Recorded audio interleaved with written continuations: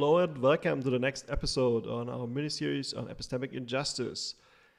Now you have eaten the vegetables of theory in the first 4 episodes and will be able to enjoy the dessert of a beautiful interview with my colleague Kasia. Today we are going to talk about the possibility of epistemic injustice towards animals. We will use the terms non-human animals and animals just interchangeably and mostly talk about examples concerning mammals and not so much insects, fishes, cephalopods, that kind of stuff. That's also an interesting possibility, but it's not our topic today. So let's get started. First question, introduce yourself a little bit and tell us about your research interests. Hi, I'm Kasia.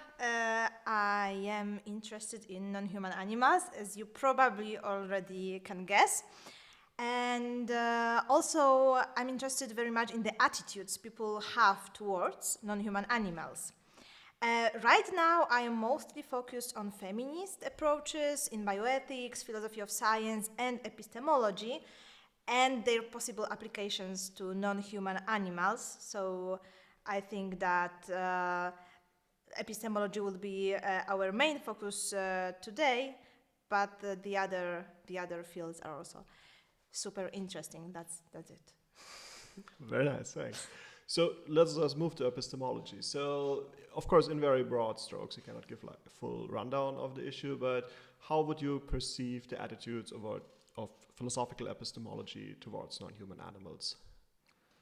There are no attitudes of epistemology, at least traditional epistemology towards animals, or rather, traditional epistemology just excludes animals completely as irrational, being unable to have knowledge, process information, use language, etc. So I would say that traditional epistemology doesn't refer to animals at all. But interestingly, these new trends like more feminist or social approaches to epistemology exclude animals as well. And I took a look at the Routledge Handbook of Epistemic Injustice, and surprisingly or not, there is not even one chapter devoted to non-human animals in this new handbook. So I would say that epistemology still is very anthropocentric discipline of philosophy. Okay, that is very interesting. That should already make us suspicious that there's some epistemic injustice going on. So, but before we can turn to the topic of epistemic injustice proper, maybe you can lay out a case in what sense we could understand animals as knowers, because that seems to be generally kind of conditioned to apply concepts like epistemic injustice to those animals. Okay, so I think that this question is very, very broad and very. The proper answer would be very long and complicated. So I will avoid giving you the proper answer to that. Instead, I will just try to point out into some directions because. Okay, let's start from the example. Always a good idea. Makes it nice and concrete. Yeah, and I have a lot of examples because I also have cats and I provide examples constantly. So imagine I am preparing food for my cat. I'm preparing this food, the food on the table, and after 2 seconds, my cat comes in the room and starts rubbing against my legs, starts meowing and looking at the table. And you can tell that the cat is hungry and wants to get this food that lies on the table.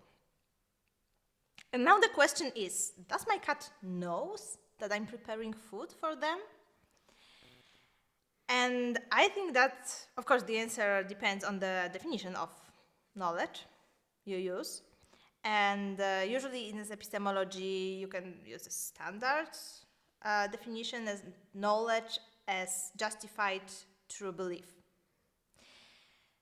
And in this case, very simply put, we can say that cat believes that there is food on the table And that belief is justified by perceptual experiences of the cat. So cat smells food on the table, cat hears the sounds I'm always producing, for example, by opening the can.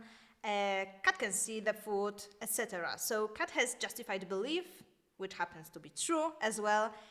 So on the simple scenario, cat knows that there is food on the table. And I think that a lot of animals perceive things and also learn things from other animals. And this way, it's very simple to say that they know a lot, that they are knowers, they are epistemic agents.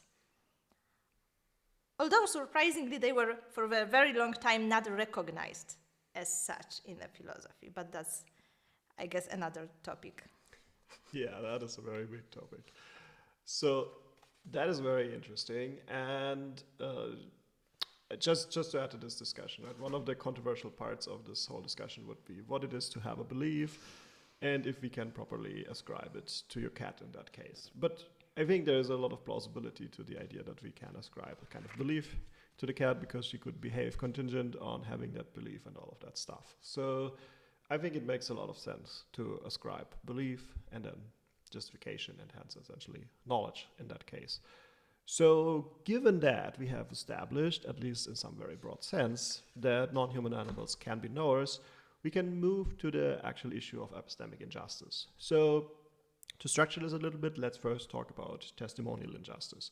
Just as a little reminder, very roughly, testimonial injustice usually occurs when an epistemic agent is trying to provide testimony and is discredited, usually for some sort of prejudice related to identity. So how would that apply to the case of non-human animals? Okay, so when it comes to testimonial injustice, I think we have actually several concepts of testimonial injustice, and I think we can apply them all, at least 2 or 3 of them, to animals.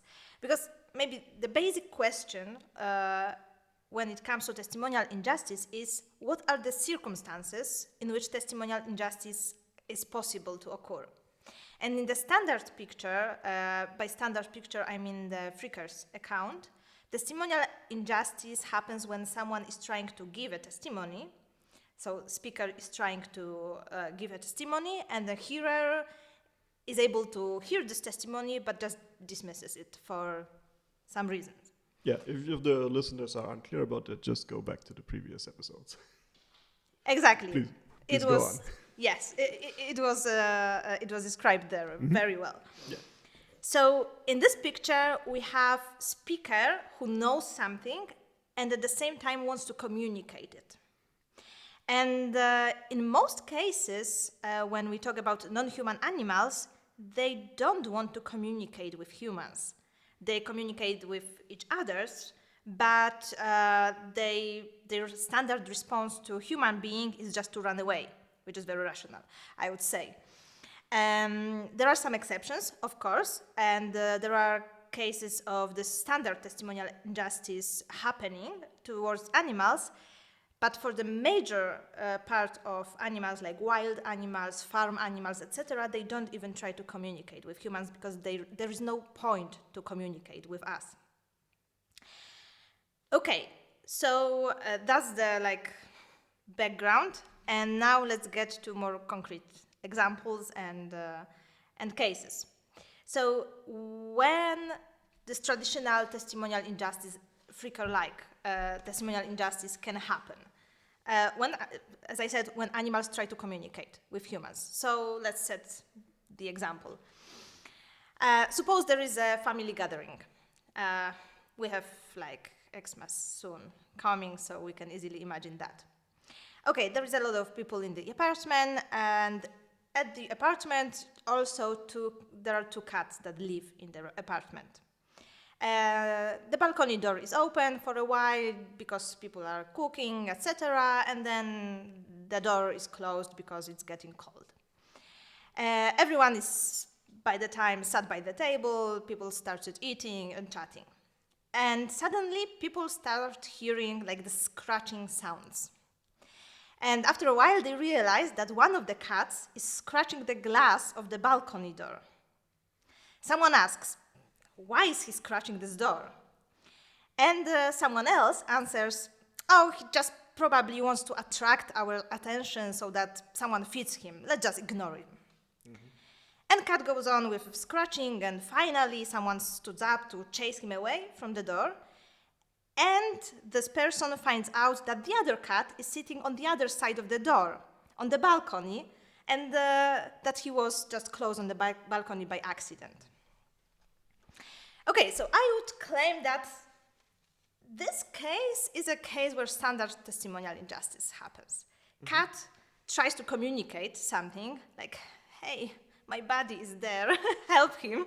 And people just assume that he wants to attract attention, which he doesn't deserve, and dismiss it. Dismiss the cat's testimony, which is very similar, by the way, to what happens when people try to give testimonies, people from marginalized groups.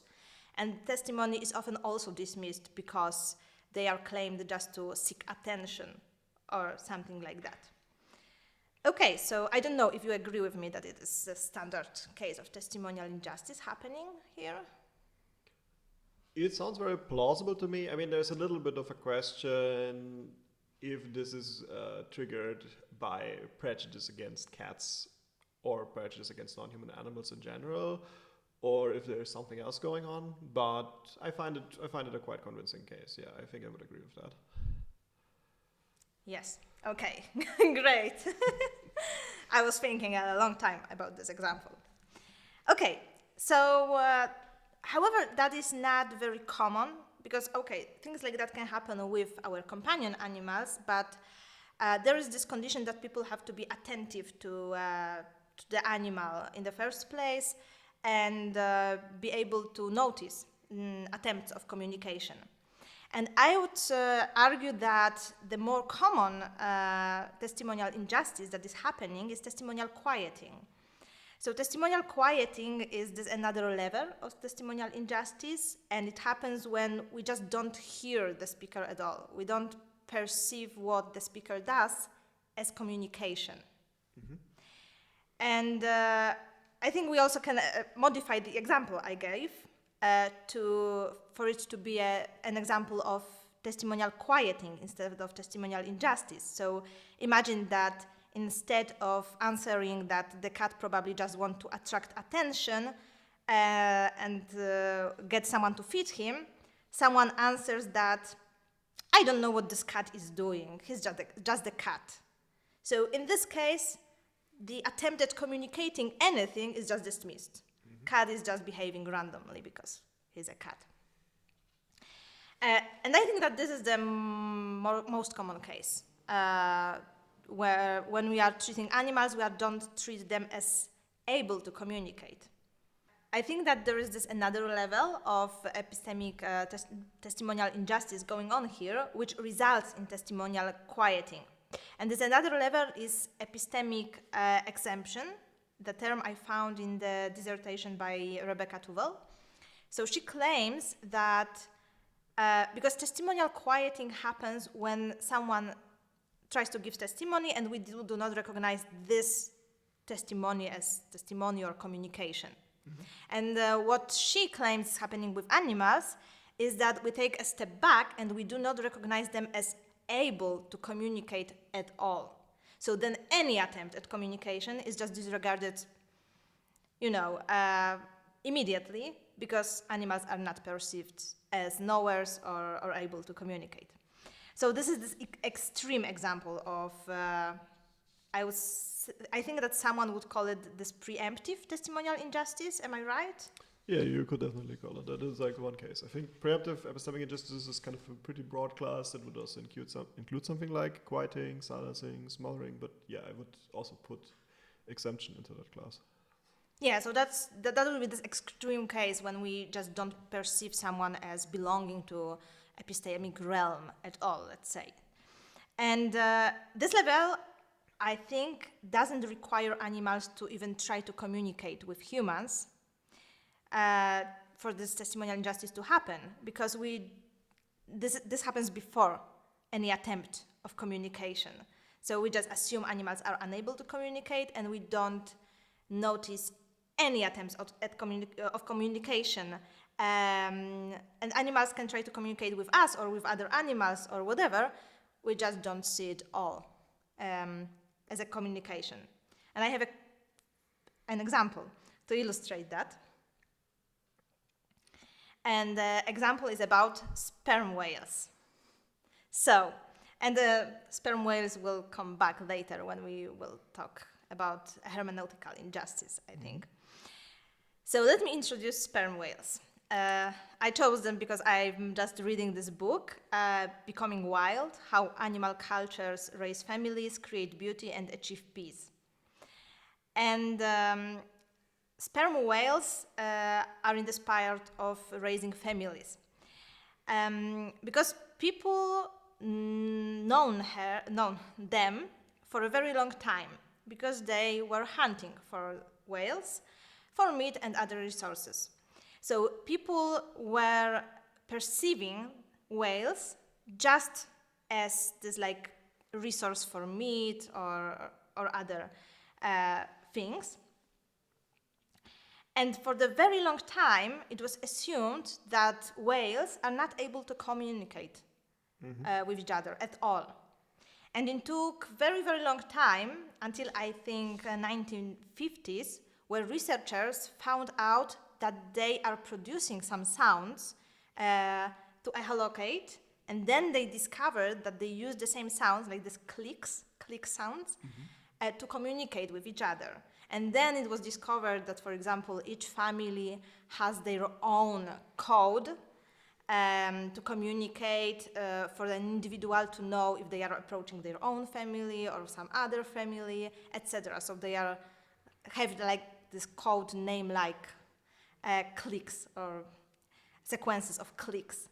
But for a very, very long time, people just assumed, yeah, they are fish. They are not able to communicate at all. They are stupid. We can kill them and hunt them. Right, and they are still hunted in some places of the world, right? Oh, yeah, of course.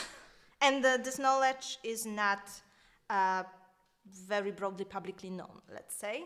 I found out about it just yesterday, that they are producing clicks. But that's another thing. So, but I think this example shows that we are just excluding animals from the sphere of communicators, let's say. So we don't even search for communication in non-human animals.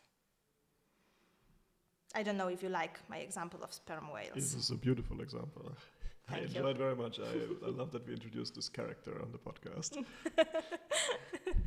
There is more sperm whales going on later. Okay, we can turn to that in a moment. So yeah, just to summarize, we have kind of two different levels of testimonial injustice on your account.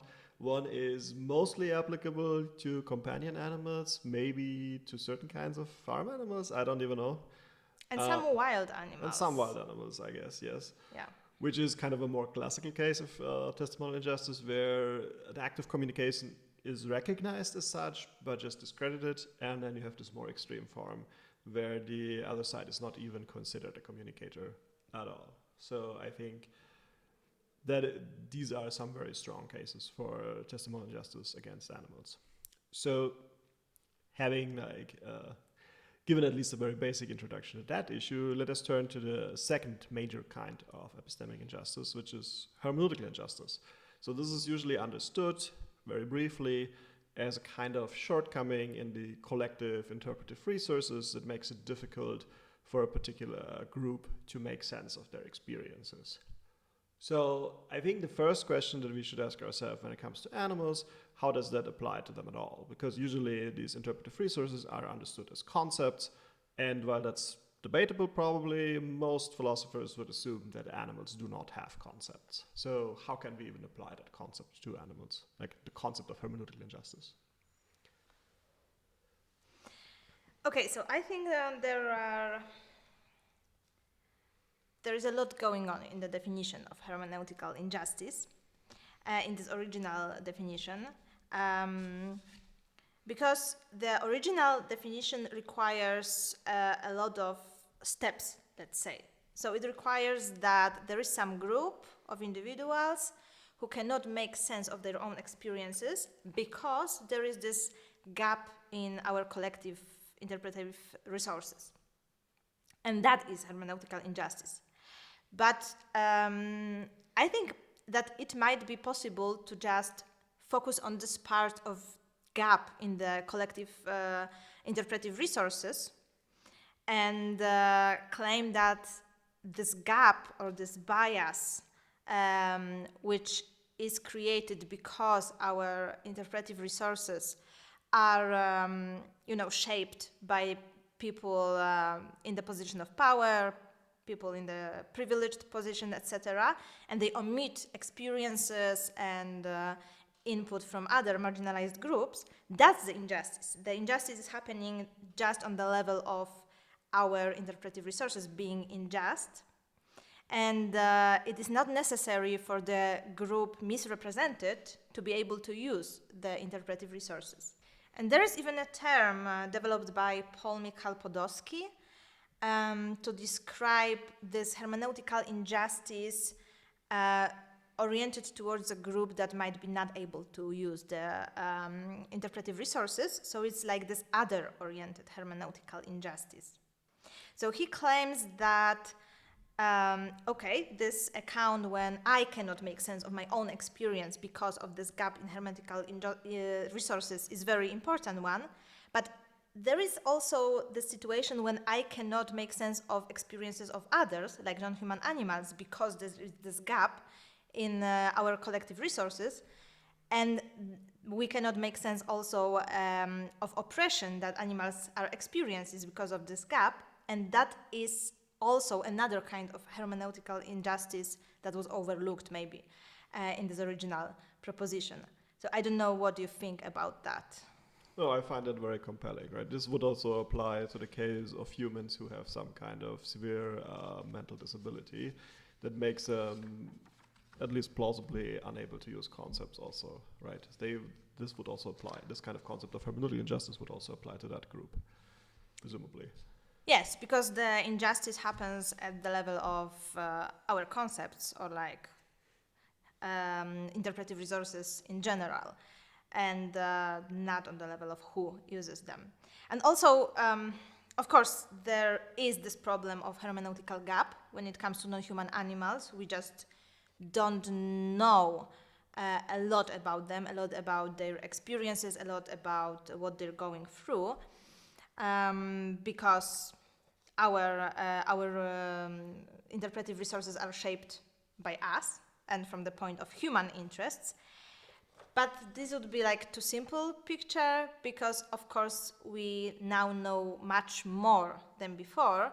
And by we, I mean, for example, scientists, but this knowledge just doesn't go to the public sphere because people, for example, doesn't want to change their attitudes towards animals. So I think that there is also this part of hermeneutical willful ignorance going on, and hermeneutical injustice maybe too. I don't know how to best frame it, actually. No, but that makes a lot of sense. I mean, what I would also speculate is that when we made the transition from kind of more traditional modes of farming to factory farming, also a lot of knowledge about animals that we possessed and better interpretive resources was lost in the process, in the change of that relationship. So I really like your example. So let me ask for an example. What is a kind of bad conceptual resource that we use to make sense of animal experiences? Tell us something about that. Oh, you don't know what you're asking for. Okay, so I would like to talk a bit more about actually three concepts that catch our different attitudes towards animals. And these concepts are the concept of anthropocentrism, anthropodenial, and anthropomorphism. And because it's not that we have like this one attitude towards animals, like one bias when we talk about non-human animals, because we have different interests when we interact with them.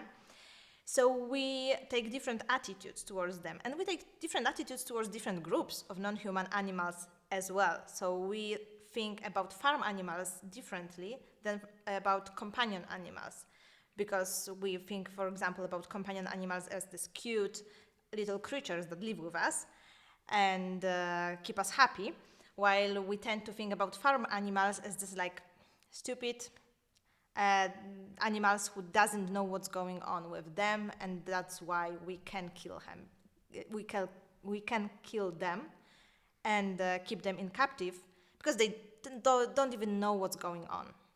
So we have these different attitudes. And okay, so let's just introduce this term of anthropocentrism. I think it's already known broadly, or maybe it's just my bias. I think that's a pretty common term. I mean, I guess it would make sense to spell out a little bit what it means specifically in this particular context, right? Because you could have anthropocentric attitudes towards all kinds of things. Sure. So in general, like this anthropocentric attitudes towards non-human animals in this context that I want to focus on is this perspective that assumes that human perspective is the only valid one. So human interests are in the center of our interpretive resources, as I said earlier, and we just don't accept any other perspectives. So example, this one is again about sperm whales. Sperm whales don't use human language to communicate. They use clicks, as sequences of clicks to communicate. So for a long time, and I think there are still maybe some humans who would claim that, they are not communicated at all because they don't use our language. Mm-hmm. So someone has to use our language, human language, to be able to communicate. So that is anthropocentric perspective. Like you do it our way or you don't do it at all. Yeah. And I think that very common attitude towards non-human animals is this anthropodenial, which is a new term to me. I knew this attitude, but I learned this term just recently. So anthropodenial is the opposite of anthropomorphism. So in anthropodenial, we say that animals are not at all like humans. They are completely different things in the world. They're more like objects, more like items. It's the attitude that was very common in the history of philosophy, with names like Kant and others, claiming that animals don't feel, they are like machines, etc. So I would give you an example of that, but there are so many examples. It's hard to choose. It's hard to choose. In our everyday language, for example, we, even during our conversation, use this term humans and animals, while humans are animals, right? Exactly. But in our language, it is so deeply rooted to use this division, and that even we use it. Yes. Despite our little disclaimer at the beginning. It's hard to avoid, right? You could also say that we are kind of anthropocentric in our conversation because we, from the beginning, said we are only talking about mammals, essentially, right? So we choose something that's at least somewhat closer to our perspective than like a cephalopod or a fish or something like that, because it's just easier for us to think and talk about that, right? So even we are still a bit guilty of that. But yes, for the understanding of the listener. Yeah, definitely. And also we interact with mammals more frequently than with other animals, which makes it easier to talk about them. And but another example then, this human-animal division in the language. For example, people who eat meat sometimes justify that it is ethical because animals are more like plants than humans. And I heard it myself. This justification that, if we stop eating meat, we would need to stop eating tomatoes and salad as well. So people are really denying this link between animals humans and other animals, let's say, to the point that they can claim that animals are more alike salad. And if you want, I have another example of sperm whales. Please. Okay, so I said before that for a long time they were perceived as these resources of meat, but there was also another way people perceived sperm whales, and they thought about them as the monsters, like these terrible, terrible blood-hunting creatures in the sea who are just waiting to murder us. So there were these two ways of perceiving sperm whales, objectifying them as resource and making them the other, the monster. Mm-hmm. And both were like in this anthropodenial sphere, so anything to make them not look like us. And interestingly, after people started actually researching them, they discovered that sperm whales are very shy creatures and are very afraid of basically everything. And what is more interesting, they care deeply for their families, they have very, very strong bonds. So they are very much like humans in some aspects. But it was very hard to discover that because in part of the stereotypes we had. I see.